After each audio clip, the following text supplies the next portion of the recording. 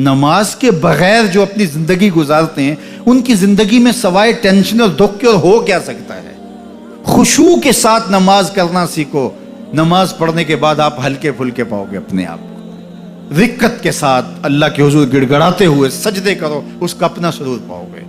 اللہ اکبر. لیکن ایک بندہ کہے کہ جناب میں نماز پڑھتا ہوں لیکن ایسی کیفیت تو پیدا نہیں ہوتی, تو شیطان اس کو کہتا ہے کیا فائدہ ایسی نماز پڑھنے کا. لوگ بھی کہتے ہیں فلاں بندے سے یہ جرم بھی سرزد ہوتا ہے, نماز بھی پڑھتا ہے, اس کی نماز کو مورد الزام بناتے ہیں. تو بندہ بھی کہتا ہے چھوڑے, نماز نے مجھے کیا فائدہ دیا. لیکن کہا نہیں نماز نہیں چھوڑنی. پہلے فرمایا نماز میں خشوع کرتے ہیں, یہاں فرمایا نماز کی محافظت کرتے ہیں. اگر کسی وجہ سے خشوع پیدا نہیں ہوتا چھوڑتے پھر بھی نہیں ہے. یہ اللہ کا فریضہ ہے. محدث کچھوچوی علیہ رحمہ سے ان کے ایک مرید نے کہا حضرت نماز پڑھتا ہوں لطف نہیں آتا, مزہ نہیں آتا. تو آپ نے حیرت سے کہا کہ اس کے باوجود پڑھتے تو ہو؟ کہا جی وہ تو اللہ کا حکم ہے, وہ تو پڑھتا ہوں.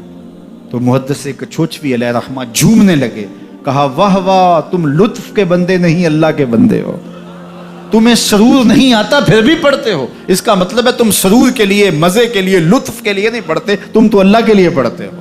اللہ اکبر. تو بندہ سرور نہیں بھی آ رہا پھر بھی اپنے آپ کو کھینچ کے لا رہا ہے مسجد کے اندر. خیال تنگ کر رہے ہیں پھر بھی مصلی پہ اپنے آپ کو کھڑا کر رہا ہے. سوچے اس کو آوارہ پتے کی طرح کبھی ادھر پھینکتی ہے کبھی ادھر پھینکتی ہیں, لیکن پھر بھی وہ کھڑا ہوا ہے کہ میں نماز پوری کر کے جانی ہے. بار بار کبھی بھولتا ہے لیکن پھر دوبارہ نیت مان کے کھڑا ہو جاتا ہے, نہیں میں پوری کر کے جانی ہے. یہ کیوں کرتا ہے؟ میرے اللہ کا حکم ہے. تو خشوع کی وہ کیفیت نہ بھی ہو تو کہا محافظت پھر بھی کرتے ہیں. یہ خوش نصیب لوگ ہیں. اولئک هم الوارثون. یہ لوگ وارث ہیں. یہ لوگ جن میں یہ خوبی ہیں یہ وارث ہیں. کس چیز کے وارث ہیں؟ مال کے, دولت کے, کوٹھیوں کے, کاروں کے, محلات کے.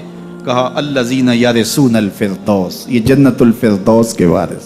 ہم فیہا خالدون. اس جنت سے وہ کبھی الگ بھی اس میں ہمیشہ رہیں گے. کیونکہ موت کو بھی موت آ چکی, اب موت بھی نہیں, اب ہمیشہ رہیں گے. اللہ تعالیٰ فرمائے گا ارضی تم جنتیوں کیا راضی ہو؟ اہل جنت کیا تم راضی ہو؟ تو وہ کہیں گے ہمیں کیا ہوا کہ ہم راضی نہ ہوں, ہمیں تو وہ ملا جس کا ہمیں تصور بھی نہیں تھا. ہمیں جنت مل گئی, محلات و قصور مل گئے. جو سب سے آخر میں جنت میں جائے گا, سب سے آخر میں, جس کو ہماری پنجابی میں پھاڈا کہتے ہیں, سب سے آخر میں, اس کو جنت میں کتنی جگہ ملے گی؟ جو بندہ سب سے آخر میں آتا ہے اس کو دھوپ میں جگہ ملتی ہے. جو اس سے تھوڑا سا پہلے آئے گا اس کو برآمدے میں ملی. جو اس سے پہلے آیا اس کو اندر جگہ ملی. ایسے ہی ہوتا ہے. تو جو سب سے آخر میں جائے گا جنت میں تو وہ سب سے بڑا گنہگار ہوگا, اور جہنم کے رگڑے سہ سہ کے وہ جہنم سے نکلے گا سب سے آخر میں. بخاری شریف میں تذکرہ موجود ہے. اللہ کے حضور حاضر ہوگا اور اللہ اس بندے کو کہے گا بتا کیا چاہیے. وہ کہے گا مالک مجھے یہ چاہیے. اللہ فرمائے گا لک ما تمنیت, جو تو نے آرزو کی جات سب کچھ میں نے تیری جھولی میں ڈال دیا. اب جنت میں چلا جائے گا. اب اس کو تو یہ ہوگا سایہ دیوار میں جگہ مل جائے تو غنیمت ہے. جنت کے کسی درخت کے نیچے جھونپڑا لگا لوں تو کافی ہے. چلو کوئی 2 مرلے کا 3 مرلے کا کٹھیا بھی مل جائے تو کافی ہے. اس کے لیے تو اتنا ہی کافی کہ جہنم سے نکل گیا. لیکن اس کو کہا جائے گا جا جنت میں چلا جا, اور تیرے لیے جنت میں دنیا سے 10 گنا جگہ ہے.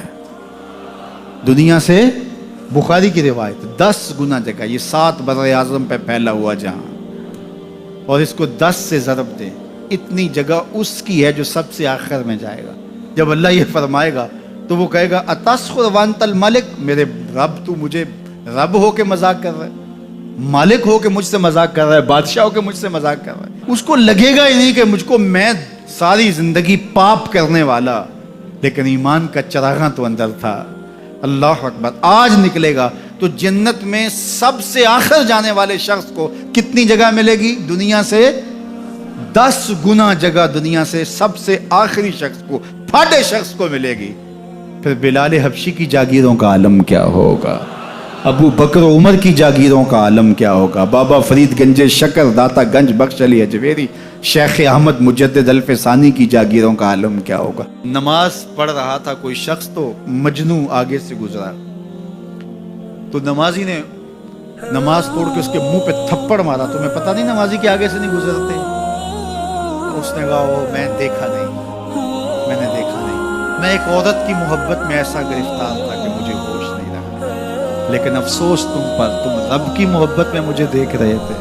एक मॉडल मुसलमान कैसा होना चाहिए? जब रब के हुजूर खड़ा है तो दुनिया की खबर ही नहीं है। सैयद अली मुर्तज़ा के बदन में तीर पेवस्त हो जाता है, नमाज में खड़े होते हैं तो यूं तीर निकाल लिया जाता है, आपको बाद में पता चलता है कि मेरे बदन से तीर निकाला गया है। ये है इबादत में खुशू। जब उसके हो गए, महवियत का ये आलम है कि उसी के हो गए, किसी गैर की तरफ ख्याल भी नहीं गया। किसी और की तरफ देखें क्यों, किसी और की तरफ तकें क्यों, जब नज़ारे उसके हैं निगाहों में, जब ख्याल उसके हैं। नमाज है तो महवियत, अपनी इस्मत का जौहर है तो उसके गिर्द पहरे बैठाए हैं। मजाल है कि इस्मत के जौहर को दाग भी लगने पाए, मजाल है कि ख्याल भटकने भी पाए, सोचों में आवारगी आने पाए।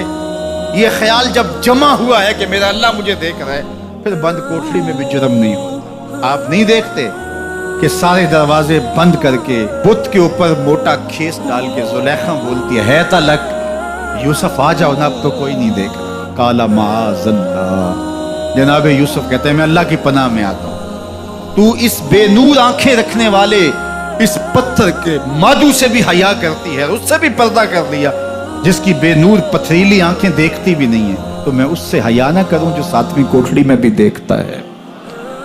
अल्लाह अकबर, इतनी रोशनी बरसती है कि गुनाह का तसव्वुर ही महाल हो जाता है। और जनाब यूसुफ को पता है कि सातों दरवाजे बंद हैं और ताले चढ़े हुए हैं, लेकिन अल्लाह के यकीन पे हजरत यूसुफ दौड़ते हैं। अल्लाह ताले पिघला देता है, दरवाजे खुलने लगते हैं, कुफल गिरने लगते हैं। जब कोई उसका हो जाए तो कोई कुफल, कोई रास्ते की बंदिश उसका रास्ता नहीं रोक सकती।